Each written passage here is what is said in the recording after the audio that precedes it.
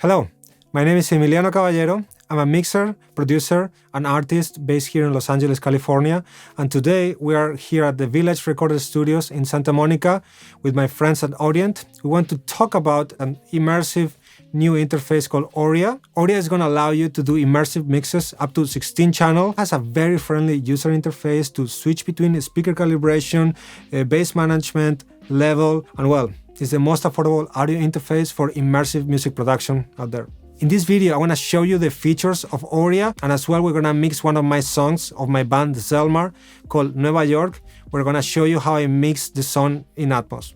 One thing I will recommend you to do is to wear headphones while watching this video, because what you will hear is the binaural output of ORIA. Basically, you are in an immersive experience here in the studio with us. Well, let's jump right into it. So, here we are in the Village Studios in Los Angeles with my friends at Audient. I want to talk a bit about the features that I find that ORIA it's unique, special, and interesting for my workflow. So today we're gonna talk about a bit the process of taking, a stereo mix, making it into Atmos, as well how the hardware integrates and plays a role in it, and hopefully have some fun, learn something. One of the first things I wanna mention is that the ORIA has something we call calibration profiles. As you can see, we are here in a 7.1.4 room using Cali Audio speakers from, as well, my friends at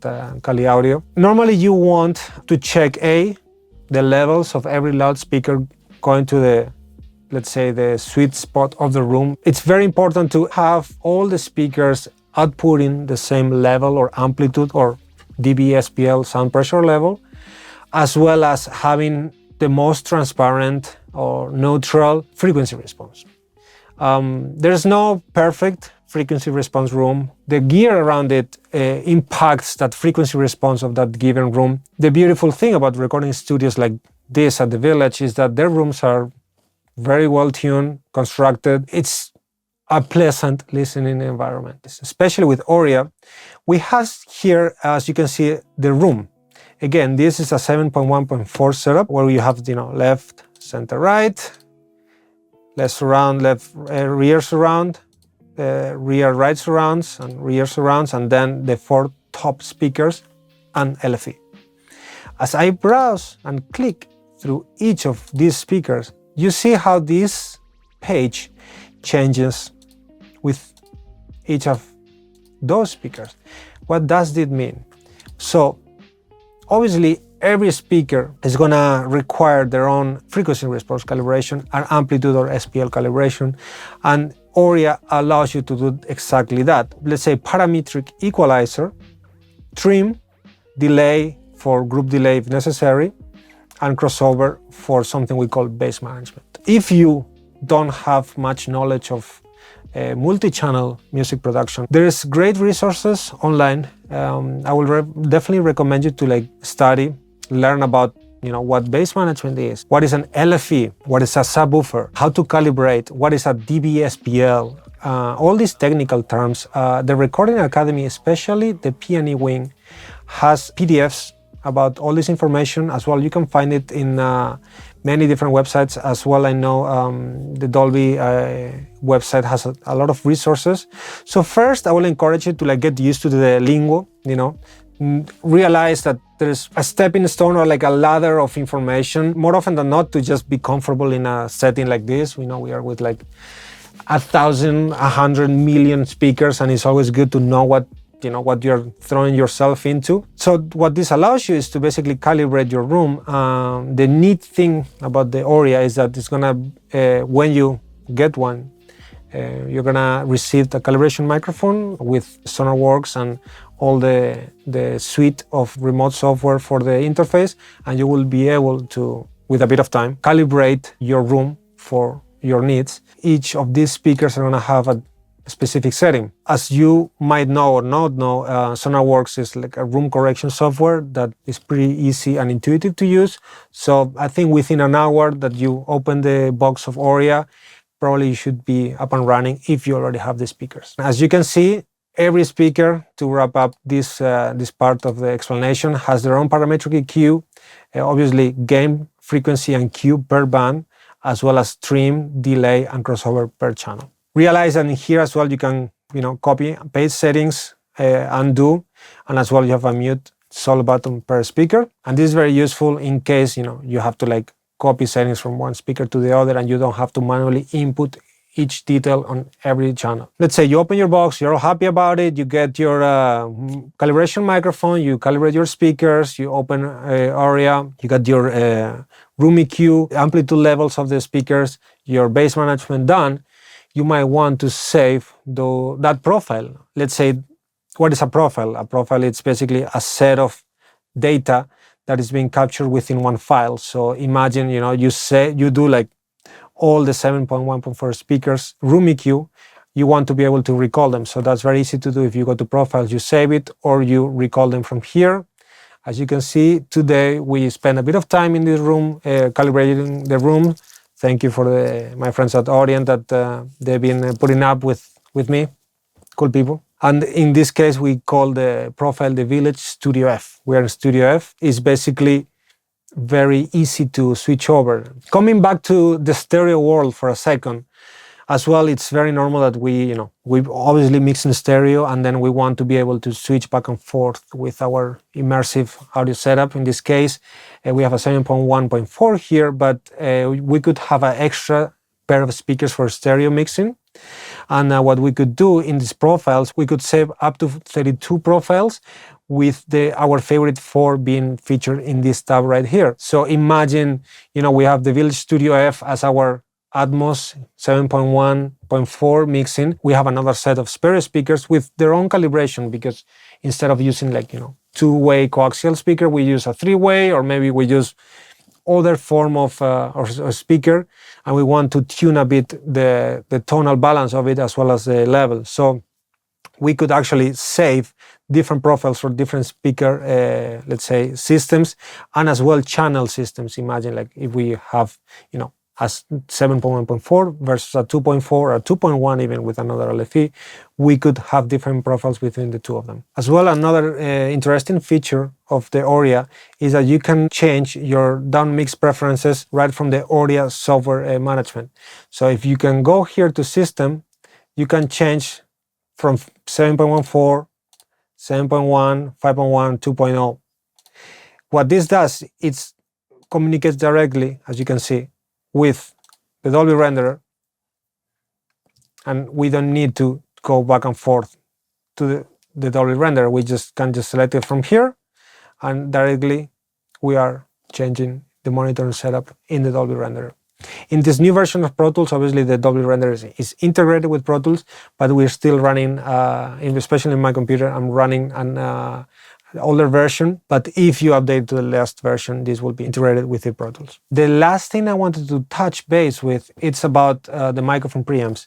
Basically, the ORIA audio interface has 2-channel preamps where you can record obviously in stereo, or in mono if you want to do, just a vocal recording, something like that. Especially if you have just a mix setup where you normally just mix, sometimes you might need to do some overdub, record something, you name it. Having 2 preamps in the same interface allows you to do that, as well as 2 ADAT ports where you can have 16-channel inputs. Obviously, being Audient, microphone preamps that they use in this audio interface are the same microphone preamplifier topology that they use in their recording desks. So if in case you have your mix room for Atmos and stereo, but you need to do some overdub, vocal recording, percussion recording of not more than 2 channels, you can always use the built-in mic preamps of the interface. And as well, in order to do the room calibration, you can use one of the preamps on the interface with Sound ID to calibrate your room, especially your 7.1.4 speakers or whatever layout you're using. All right, let's move on into a bit of the music part of things. And let's first start to see how I set up this session, what playback engine I'm using, and a bit of the environment around this Atmos mix. In this case, I'm using the ORIA as an audio interface, as you can see here. That's my sound card for the computer. In here we have the calibration that we already done. And in Pro Tools, if we go to playback engine, this is where we select basically our audio interface. Since we are in this version of Pro Tools and we're using a Dolby renderer, we need to do the following, which is select the Dolby Audio Bridge as playback engine. So make sure that you have that selected. As well, if you go to peripherals, make sure when you go to Dolby Atmos that you have your renderer host connected and the connection status is good. Otherwise, you're gonna not be able to connect to the renderer and playback. If we go to the Dolby renderer side of things, make sure to be in input in order to listen what you are outputting from Pro Tools. Check your monitoring. If you go to settings and preferences, make sure that your input audio device is Dolby Bridge, output device is ORIA, head tracking off, output limiting on, headphone rendered binaural, so that's what you're hearing in this video if you have your headphones on. If not, put your headphones back again. In case you want to listen to some of the existing mixes that you might have, always you can switch it to master and just open a master file of your preference. But for now, since we're gonna just mix in Pro Tools, let's stay in input. First of all, I want to give you a bit of a background of the process leading out to this session. I wrote the song, produced the song, recorded the instruments, played the instruments, did all that, mixed the stereo version. And I think there are two ways to go about it. In this case, me being the songwriter, artist, producer, is basically, it's a very confined world and universe. So I have been the only one, the only person involved with this session and with this song. That means that I didn't have to send stems, multitracks to anyone. I didn't have to basically work with other producers, and I could live in my own universe. That means that I don't have to leave decisions to someone else to make. Why I'm saying that? Because let's say we finish our stereo mix out of our multitracks. You could either make stems out of that multitrack session or send that multitrack session to the Atmos mixer, or maybe if you're gonna mix it yourself, start from that multitrack session.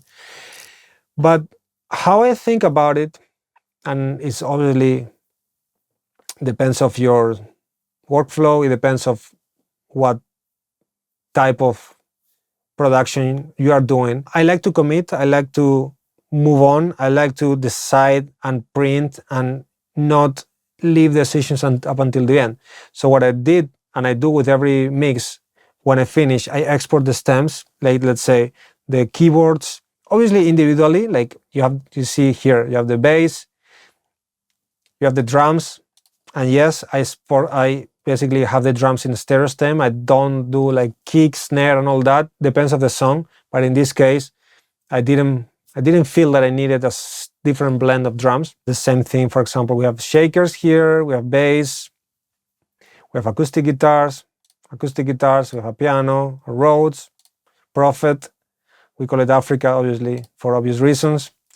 Another Prophet. We like Prophets. A guitar, electric guitars, more guitars. We have a Hammond synth and the vocals. It's not a humongous session. As you can see, it's like 30 tracks. And when I say tracks, it's the stereo blend of all the effects and everything, you know. So that way we print the sounds and we print the mix within each instrument. What this allows you is to just not start from the beginning. You kind of pick up from where you left off with your stereo mix. You don't have to reinvent the wheel, recreate sounds. You don't have to worry about any of that. You just get your stems out of your stereo session, and from there you build upon your Atmos on immersive mix. Now we have to start assigning the objects and the beds. How I like to go about it is that everything, all the instruments, I go in through objects up until like 59, 60 objects, except the LFE. As you can see here, especially in the drums, there is a send that I create called LFE. This goes to an auxiliary in Pro Tools, and the output of this auxiliary is a bed, okay? Just to the LFE channel. Why am I doing that?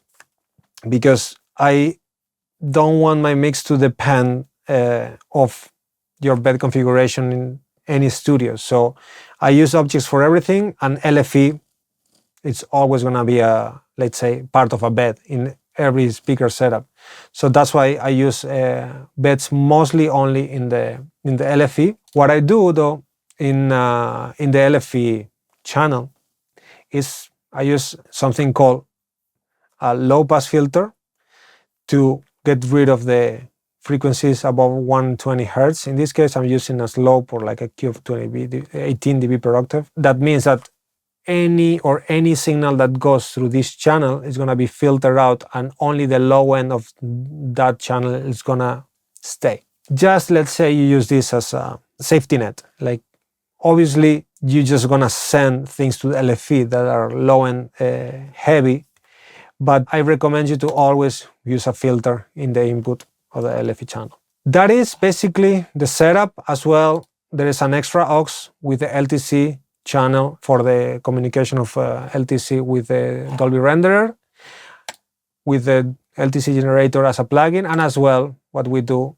is the binaural settings, which in this case, the beds, we have it off, and everything else I use near. I think there is many opinions and many ways of going about it. What I would say is, like, try your own thing, try to listen to the different options, try to play with different binaural settings, see what works for you. In this case, for me, I find myself gravitating towards these settings. But as with everything in art, there is not really rules, so do what you feel is closer to what you hear in your head. And regards to the setup, that is pretty much it. There's nothing much more. The only thing that I added to this session are these auxiliaries.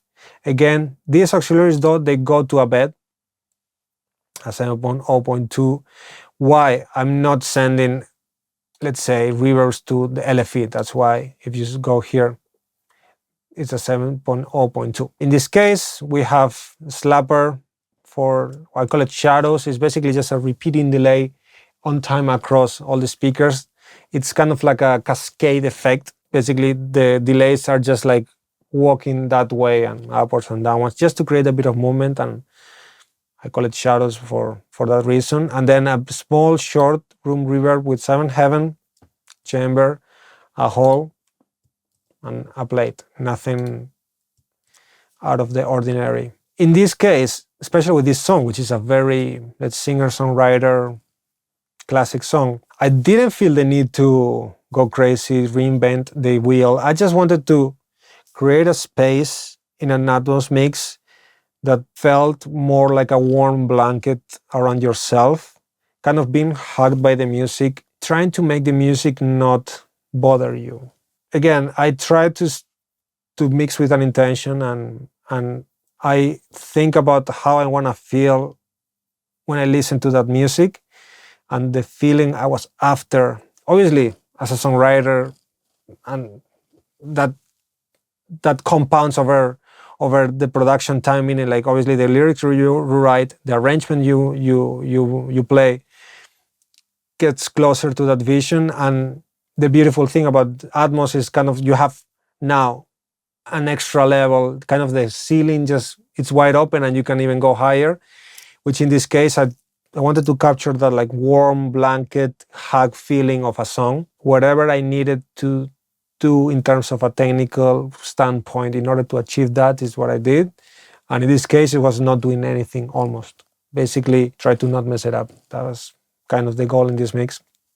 And sometimes things are just best to leave them alone if they're good. I'm gonna play the song from start to finish so you get an idea of what we are dealing with here. The song, again, is called Nueva York. You hear it here. And the name of the band is called Zelmar, which is my second name, and something like this. Let's listen to it. Amanece en Nueva York y yo estoy esperando que me crea que hoy voy a tenerte enfrente y escuchar tu voz. Verte pronto y abrazarte quién soy, en el sofá esperando un mensaje, repitiéndome en voz alta que te veo hoy. Eres diferente, no eres lo que sientes y en el espejo te vi, yo vi un reflejo de ti.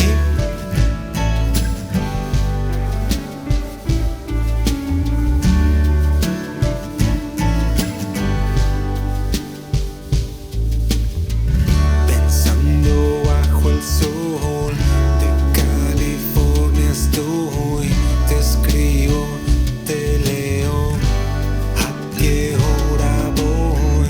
42:10, es el último frame, tu foto en blanco y negro en París. Eres diferente, no eres lo que sientes y en el espejo te vi, yo vi un reflejo de ti. Diferente, no eres lo que sientes y en el espejo te vi, yo vi un reflejo de ti. ¿Qué es lo que hacemos aquí? No me creo que estés aquí. Anochece en Nueva York y yo estoy esperando que me crea que hoy te tuve enfrente y escuché tu voz. Diferente, no eres lo que sientes y en el espejo te vi, yo vi un reflejo de ti. Diferente, no eres lo que sientes y en el espejo te vi, yo vi un reflejo de ti. ¿Qué es lo que hacemos aquí?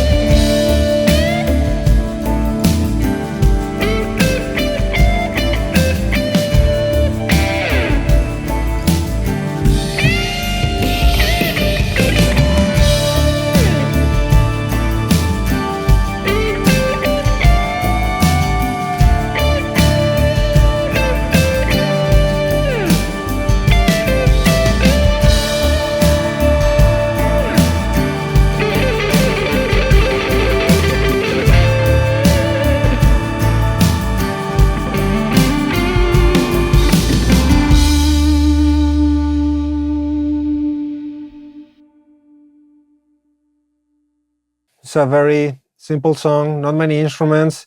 It's more about what it's being played at the moment and what the focus is than just having a lot of instruments at the same time. One of the main things that I'll say I put attention to in this mix, it's something that might not be very popular, or I don't know if you guys have played with it, but I remember one of my good friends here in LA, Matt Cerritos, he works out of a studio, which are friends of mine, called Just for the Record, and I've done a bunch of Atmos mixes over there.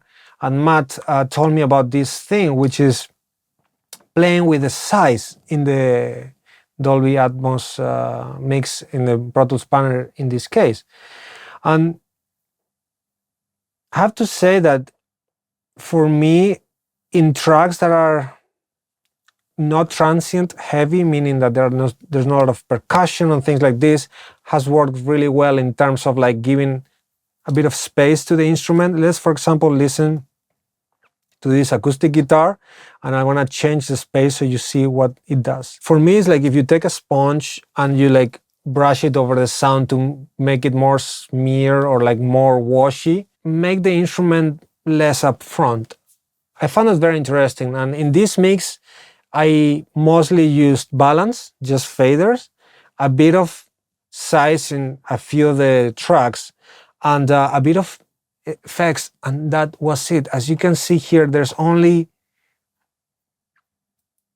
a bit of high end in the vocal and a reverb in a keyboard that I'll show you why I did that.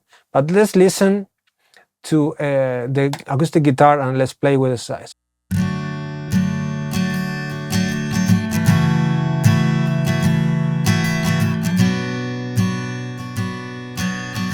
There's no size at all.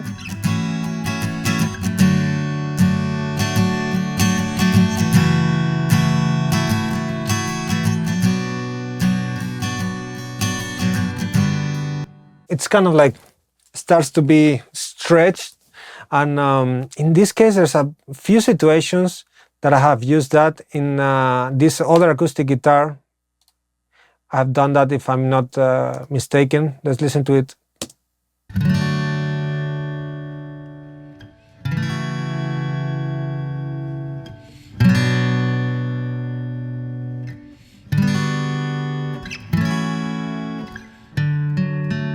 With the other guitar.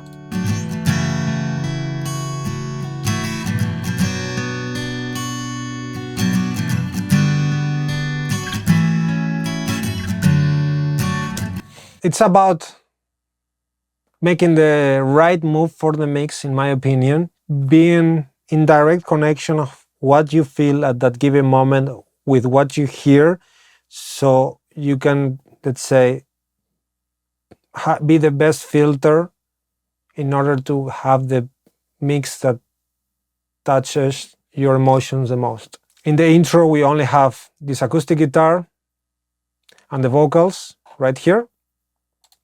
If you want, I'll play you the vocals with and without EQ. Because of the calibration at that time at that studio, I needed the vocals a bit more crispy. If I'm not mistaken, there's nothing in the panning in the vocal, and the vocal just basically goes to left and right. Let's play the vocal and I'll switch the EQ on and off. Amanece en Nueva York y yo estoy esperando que me crea que hoy voy a tenerte enfrente y escuchar tu voz. Verte pronto y abrazarte, quién soy, en el sofá esperando un mensaje, repitiéndome en voz alta que te veo. There's obviously a difference in the presence of the S's, especially in Spanish. There's a lot of S's, and that sound is very present, so you want it to be there. Let's go to verse 2, and we start developing the song. As effects, I use mostly some room, reverb, and a bit of hall. Let's hear what these two reverbs are doing in the drums. There's some brushes, as you can see here. Let's put it off. Just adding that tiny bit of ambience.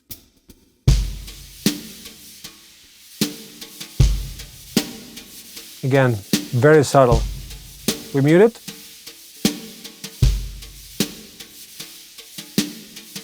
It has like a bit of a longer tail, especially when the groove comes in.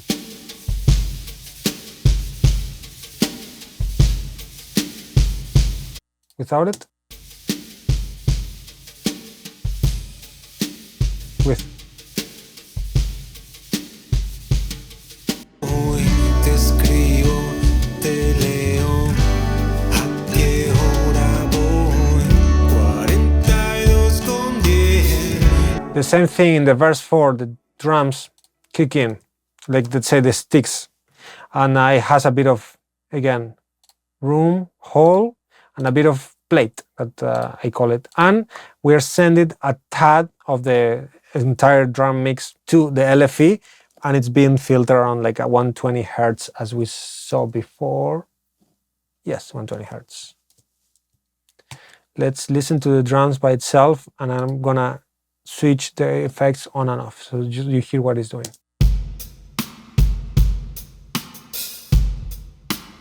Without it.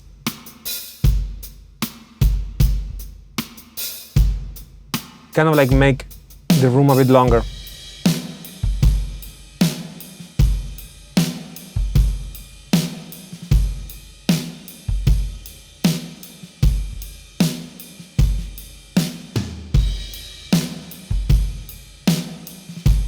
And again, we are sending this to the LFE.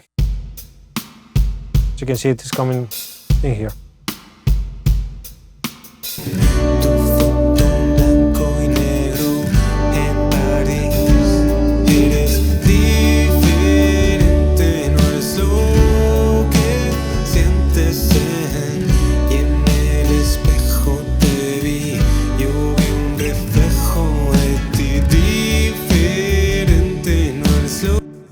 Perfect. Let's move on and talk about, especially in this song, I found out that the arrangement changed from the stereo mix to the Atmos mix. As you can see here, there's 2 clips muted as well as 1 in here. I found out while playing the song in Atmos and when I started to, let's say, put all the different parts in like the different areas of the landscape, the sonic landscape, this pad was kind of getting in the way of the song for some reason, which I found that such an interesting experience of like being okay with the arrangement needing to be a bit different in the Atmos mix, which kind of like the first instinct that I had is like, no, it has to be the same. But then I was like, it has to be what I feel it has to be, and that's the beautiful thing of being as my friend Dave says, like chief bottle washer. You just basically make a decision and you go run with it. And I'm gonna play you the first part of the song, and I'm gonna mute and unmute this part, and you feel what's the difference. Amanece en Nueva York y yo estoy esperando que me crea que hoy voy a tenerte enfrente y escuchar tu voz, verte pronto y abrazarte quién soy, en el sofá esperando un mensaje, repitiéndome en voz alta que te veo hoy. Eres diferente, no eres lo que sientes y en el espejo te vi, yo vi un reflejo de ti.